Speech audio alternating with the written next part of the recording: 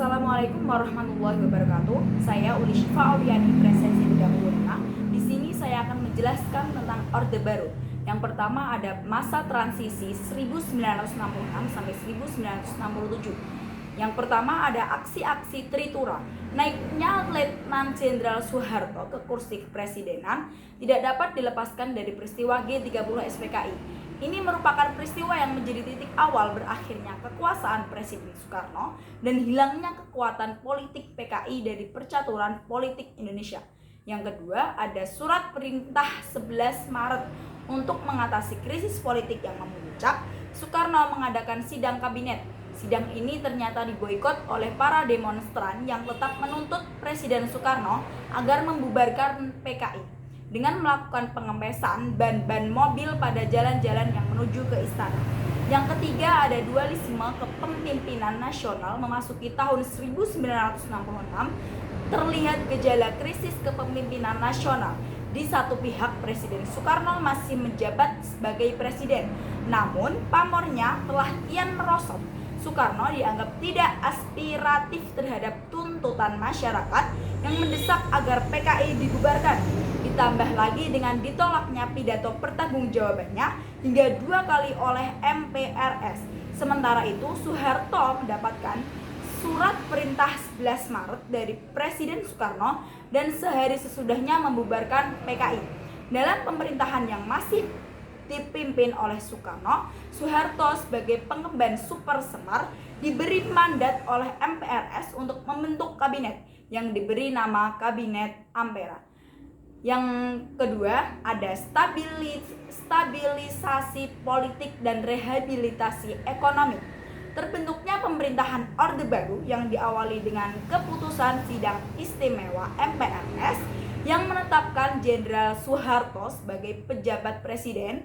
Kedudukannya itu semakin kuat setelah pada tanggal 27 Maret 1968 MPRS mengukuhkannya sebagai presiden penuh.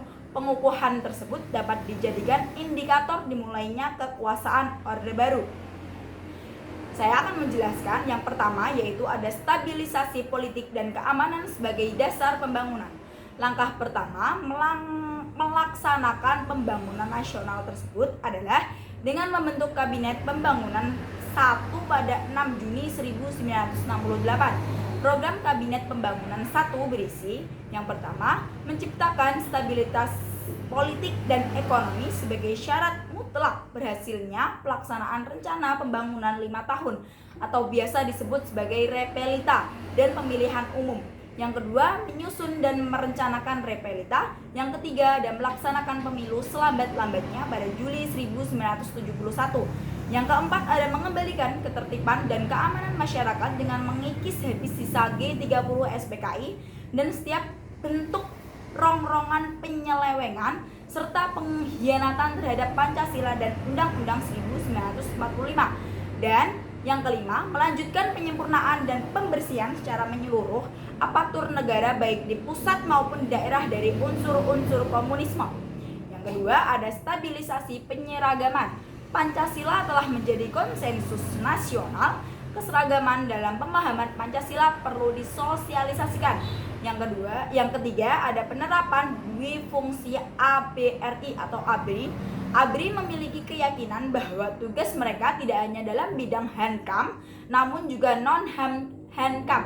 Yang keempat ada rehabilitasi ekonomi Orde Baru. Program rehabilitasi ekonomi Orde Baru mengharuskan diutamakannya masalah perbaikan ekonomi rakyat di atas segala soal-soal nasional yang lain, termasuk soal-soal politik.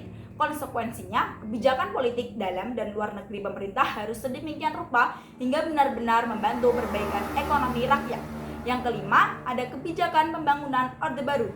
Tujuan perjuangan Orde Baru adalah menegakkan tata kehidupan bernegara yang didasarkan atas kemurnian pelaksanaan Pancasila dan Undang-Undang Dasar tahun 1945. Sejalan dengan tujuan tersebut, maka ketika kondisi politik bangsa Indonesia mulai stabil untuk melaksanakan amanat masyarakat, maka pemerintahan merencanakan pembangunan nasional yang diupayakan melalui program pembangunan jangka pendek dan pembangunan jangka panjang. Pembangunan jangka pendek memiliki misi pembangunan dalam rangka mencapai tingkat kesejahteraan bangsa Indonesia.